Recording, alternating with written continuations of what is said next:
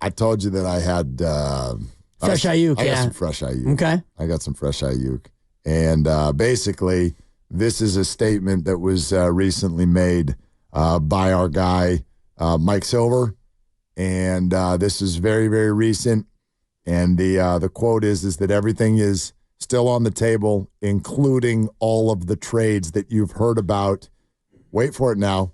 The Steelers scenario, and I wouldn't rule out Washington. I love it. That's the first thing I thought of this morning. Yep. And I didn't share it. I didn't share it on the show thread, and I should have, but I was running around dropping a 2-year-old off at preschool. But when the Jahan Dotson trade popped, the first thing I thought of is, well, this clears the way for Brandon Aiyuk to become a Commanders. Go play with your buddy. And they say they don't want me. Well, Washington got a new fancy third round draft pick, which could very well be a part of a package that comes to the 49ers. Although, what about that whole, the Niners want a receiver thing? Exactly. Maybe they don't anymore. Maybe they've spent so much time in this camp. Has anything happened that would make you go, maybe we don't need another receiver? I'll give you a few sentences. You tell me if any one of these resonate at all. Okay. And I've read all of this, okay? Number one, Chris Conley has had a great camp. Okay. Do anything for you? It does a lot for me. It does? Yeah, he made a couple of big plays in the postseason last year, and I know that's not the same as, being second in the league in yards per target, and it's not 75 catches, but he made a couple of big plays, and they used him in a couple of big spots, and he showed himself to be at least competent at the very least. All right, next. The 49ers have signed former 1,000-yard receiver Robbie Chosen. Nah, it does nothing for me. That does nothing. Okay. Yeah. How about last preseason game? Woo! Jacob Cowing popped. Do anything for you? Does a little bit for me. I'm still more bullish on Ricky Pearsall, but he hasn't been healthy enough to play. That was going to be my next sentence. Oh, sorry. I jumped the queue. Just we're still very high on Ricky Pearsall. We drafted 2 rookies, and we like them. That does a little bit for me. Do you still need if you trade Brandon, do you still need a receiver in return? I think you do. Okay. But I don't know if the Niners think that. Let me ask it this way. If you did, let's say you trade Brandon and you get a receiver in return, who's the receiver that now doesn't make the team who's currently here? I think it's Robbie Chosen, but you could look at the depth chart as it is now, and is Ronnie Bell going to make the team? Is he on the bubble? Is Trent Taylor going to make the team? I don't think so. You're looking at 6 receivers at most. So if you take Brandon Aiyuk out for the time being and you say, okay, who are the other 5 receivers that are going to make it? It's going to be Debo and Jawan. And the 2 rookies. Right. So that's 4. There's 4, your 5 right there. So who's your 5th? Is it going to be? I would handicap Conley as the favorite right now. Okay. Yeah. And again, if there's no Aiyuk, and you're saying you keep 5 or keep 6? You keep 6 with Aiyuk, and you probably keep 6 anyway if you don't have Aiyuk. Yeah. And I'm just looking at last year and snap counts, and the question is, do you need another receiver? Debo played exactly 2/3 of the snaps last year, 66%. Brandon played 3/4 of the snaps, 75%. Jawan played 1/3, and then the rest was divided between Ray, Willie Snead, Ronnie Bell. Conley actually played 10% of snaps last year. Yeah. So could Conley step up and take some of Brandon Aiyuk's? I like Conley. I'm just don't attach that to anything. I like Chris Conley. They like Chris Conley. So if your receiving core, if you popped out of this, let's add Chosen to it just for fun because he's a veteran and he's been around. So let's say you do trade Aiyuk and you don't get a receiver in return, and you're like, we've got our receiving core. It is Deebo Samuel, Jawan Jennings, Chris Conley, Robbie Chosen, and the 2 rooks. And Cowing is your punt returner.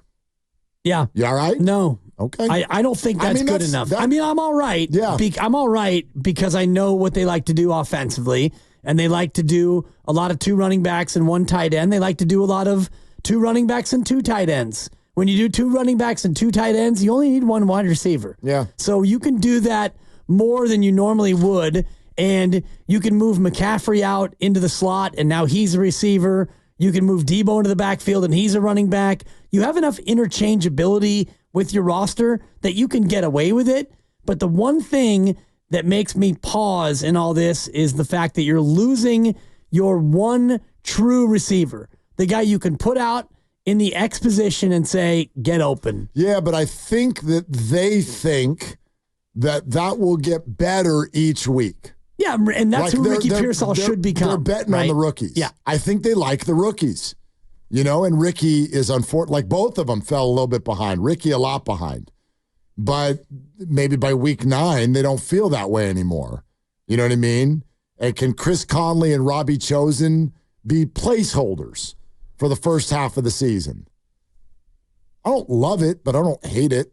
Yeah. I'm not like, you know what I mean? I'm not offended by it. And in fact, 925 says, how about getting another position of need in return? Yeah, absolutely. Absolutely. What if you added to your D-line depth? Exactly. That would be something that would make me feel better. And got draft capital. Yeah, you're going to get draft capital. Sure. And draft capital is obviously not that sexy as it pertains to this year, because I do think you have holes. Your D-line depth is a question. Your offensive line, right now, your interior offensive line, you feel better about it with the way that Dominic Pooney's played. But I do think you could still use another guy who could be a guard or a tackle, a swing offensive lineman for depth. And outside of that, I think your roster's pretty good. Your secondary's deep with what the rookies have done out there at safety, and your linebacking looks pretty solid. Your tight end position is great. We know quarterback is lock solid, and running backs, you've got options at running back. You're going to end up cutting a pretty good running back. Yeah, I think Mason's an interesting player this year. Also, they just added to the tight end room today. They brought Logan Thomas back. Did you see that? No, I didn't see that. Just a few hours ago. Just brought him back. So, hey, GPD's on the line here on Willard and Dibs. Jason LaCamfora is going to join us in 15 minutes. Wrote a scathing article about the 49ers. That's not actually true. But he's doing the same thing a lot of people are doing, which is vibe check 49ers down.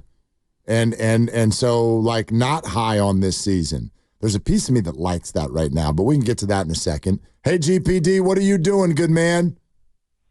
What's up? Hey, Willard without the I and Dibs without the B. That's what we're talking about. Grandpa Daddy. I just picked up my 3-year-old from preschool going to Grandma and Grandpa's house, and I heard you guys talking. I freaking love you guys, man. You know what? You guys always make my day. Thanks. Hey, are you going to be at the next summit in Fremont? Of course. Okay. I'm going to be there, man. I'm sorry I missed it. What's she saying? What's she saying, GPD? She said Grandma. She said Grandpa. She calls him Papa. Papa's house. Oh, yeah, you got to get to Pop-Up's. I thought she was saying, don't trade Aiyuk, John. Don't trade him. Bro, you guys always hit the nail on the head. I'm with you, man. Willard, I'm tired, man. I'm tired. Look, Aiyuk, what do they say? Ask or get off the pot. Come on, man. They done called all your bluffs. Get with it, man. You're hurting the team. And one other thing. How many times we got to go through this?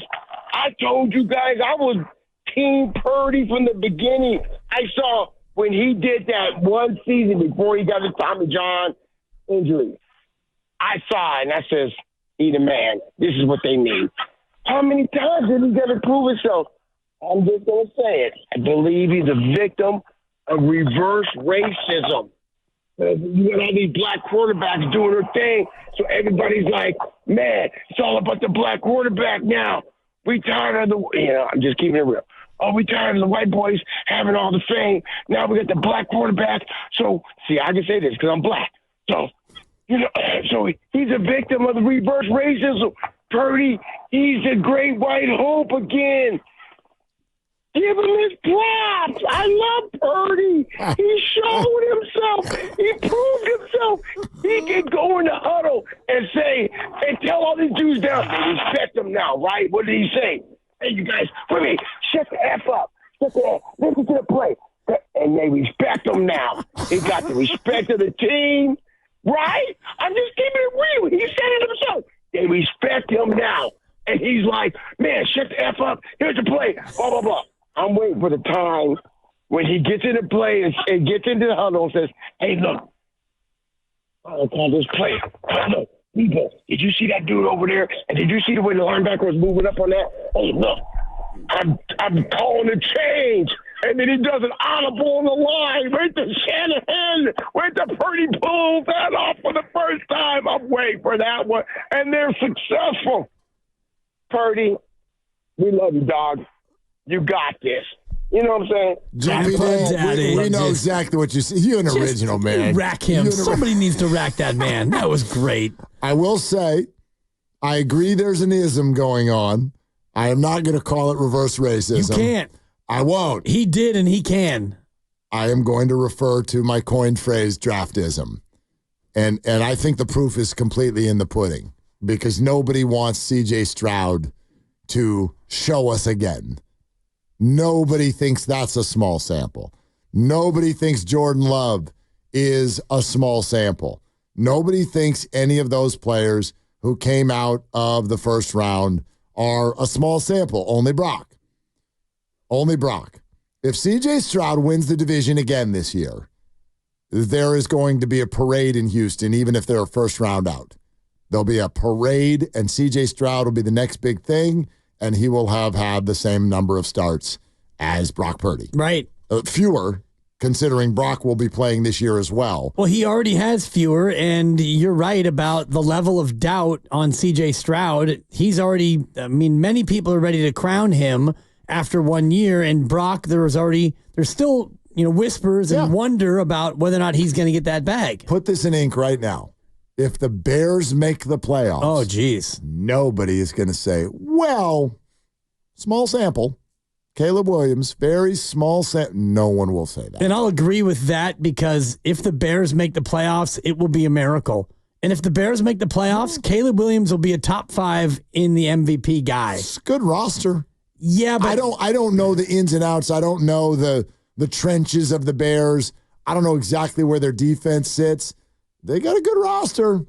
They got some players now. Yeah, it's that receiving the Bears, core. The Eagles receiving core. What about the Bears receiving core?